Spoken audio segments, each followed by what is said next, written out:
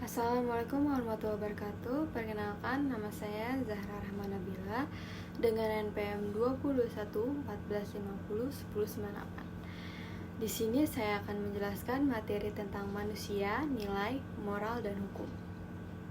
Materi hari ini yang akan saya sampaikan ada 3.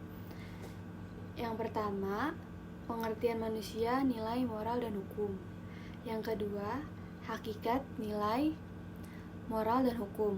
Yang ketiga, fungsi, nilai, moral, dan hukum. Manusia, nilai, moral, dan hukum merupakan sesuatu yang tidak dapat dipisahkan. Masalah-masalah serius yang dihadapi bangsa Indonesia berkaitan dengan nilai, moral, dan hukum, antara lain mengenai kejujuran, keadilan, menjilat, dan perbuatan negatif lainnya. Sehingga perlu dikedepankan pendidikan agama dan moral. Karena dengan adanya panutan nilai, bimbingan, dan moral dalam diri manusia akan sangat menentukan kepribadian individu atau jati diri manusia, lingkungan sosial, dan kehidupan setiap insan. Saat ini saya akan menjelaskan apa sih manusia, nilai, moral, dan hukum. Yang pertama, manusia. Manusia adalah makhluk yang tidak dapat dengan segera menyesuaikan diri dengan lingkungannya. Yang kedua, nilai. Nilai dapat diartikan sebagai sifat atau kualitas dari sesuatu yang bermanfaat bagi kehidupan manusia, baik lahir maupun batin. Yang ketiga, moral.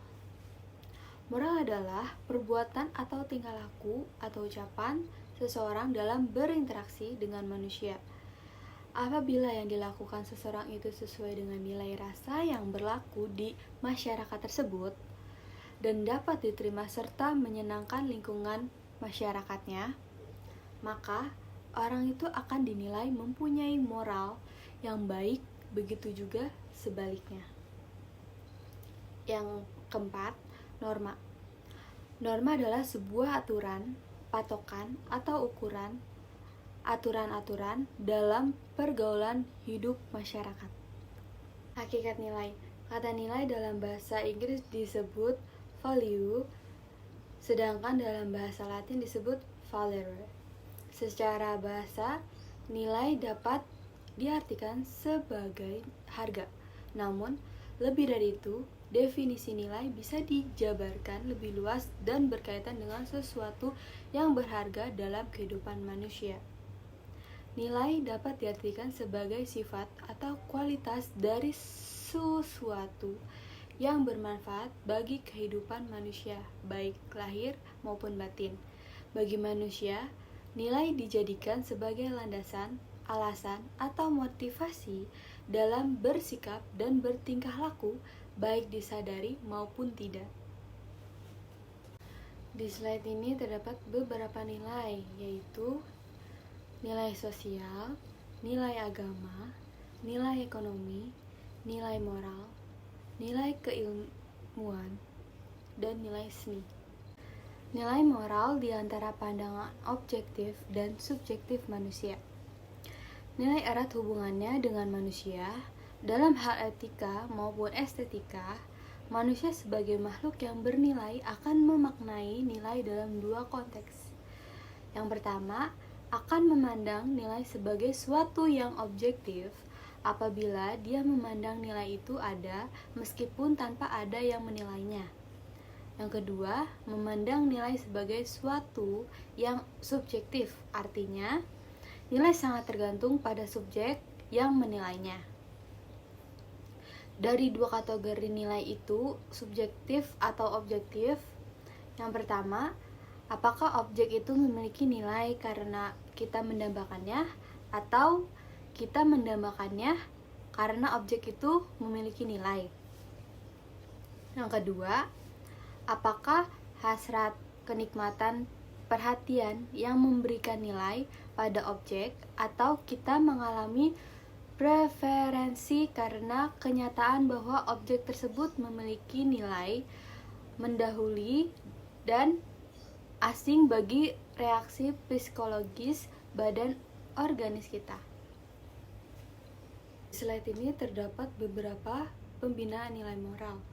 Yang pertama, pengaruh kehidupan keluarga dalam pembinaan nilai moral.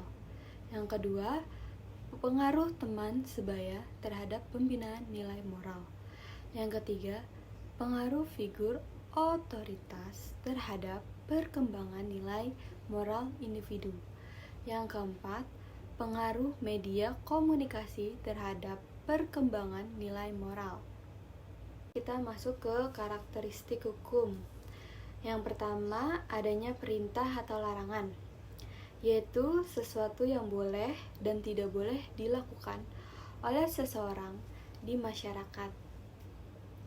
Yang kedua, sifatnya memaksa, artinya setiap individu wajib mematuhi suatu hukum yang berlaku tanpa ada pengecualian. Yang ketiga, terdapat sanksi, yaitu hukuman yang diberikan kepada pihak-pihak yang melanggar hukum sesuai dengan ketentuan yang berlaku. Fungsi nilai sosial dalam masyarakat. Secara umum, nilai sosial memiliki beberapa macam fungsi, di antara lain yaitu sebagai berikut. Yang pertama, mampu mengarahkan masyarakat untuk berpikir dan bertingkah laku. Yang kedua, sebagai alat solidaritas yang terdapat di kalangan anggota kelompok masyarakat. Yang ketiga, sebagai alat pengawasan atau bisa juga dikatakan pengontrol perilaku manusia.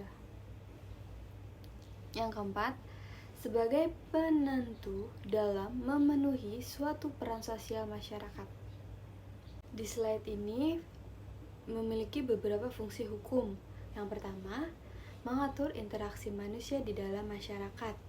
Yang kedua, memberikan jaminan keamanan, kenyamanan, dan kebahagiaan bagi setiap anggota masyarakat. Yang ketiga, mengupayakan kemakmuran bagi seluruh masyarakat. Dan yang terakhir, melaksanakan dan mewujudkan keadilan sosial bagi seluruh masyarakat. Baik, sekian penjelasan dari saya. Kurang lebihnya mohon dimaafkan. Wassalamualaikum warahmatullahi wabarakatuh.